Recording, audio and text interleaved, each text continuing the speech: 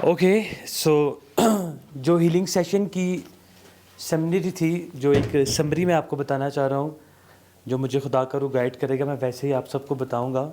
سب سے پہلے یہ ہے کہ آپ کو جستجو خود بھی کرنی پڑتی ہے، قدم خود بھی بڑھانا پڑتا ہے. جتنے لوگ تھے انہوں نے ایکسپیکٹ کیا، خدا سے چاہا کہ ہم چاہتے ہیں. تو آپ کو پتہ ہے کہ God is more interesting in healing. خدا بہت انٹرسٹنگ ہے، اینڈ ایز ویل ایز یہ آپ کا ایک لیگل رائٹ بھی ہے، اس لیے خدا آپ کو دیتا ہے. تو خدا چاہتا ہے کہ آپ ہیلنگ اس سے مانگے اور وہ آن دا اسپاٹ آپ کو دیتا ہے. پھر سم ٹائمس ہم ایسے بائبل میں دیکھتے ہیں کہ کچھ لوگوں نے تگ و دو کی. ان کو پتہ چلا کہ یسوع وہاں سے گزر رہا ہے، انہوں نے ایفرٹ کیا. وہ اندھا تھا لیکن اس نے سنا کہ یسوع آ رہا ہے، تو اس نے کہا ہے ابن داؤد ابن داؤد ابن داؤد مجھ پہ رحم کر رحم کر. اور بھی تھے، اور بھی لوگ ہوں گے، لیکن جس نے پکارا، جس نے آواز دی، جس نے مدد چاہی، اس کو وہ ہیلنگ ملی، اس نے ریسیو کی اس ہیلنگ کو. اس کے بعد آپ نے ایک اور دیکھا ہیلنگ کا، جو فیتھ.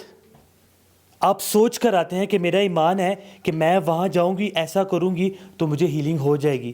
اس عورت کو دیکھے جس کا 12 برس سے خون جاری تھا، وہ گھر سے سوچ کے آئی، پلان کیا، ایون اگر میں یسوع کا ٹچ بھی کر جوں گی کارنر تو میں ہیل ہو جاؤں گی. تو وہ آن دا اسپاٹ ہیل ہوگی. پریکٹیکل آپ کو قدم بڑھانا پڑتا ہے، چاہے آپ منہ سے بولیں کہ چاہے آپ فزیکل کریں. معجزے کا اصول ہے. دس از دا پرنسپل آف میریکل.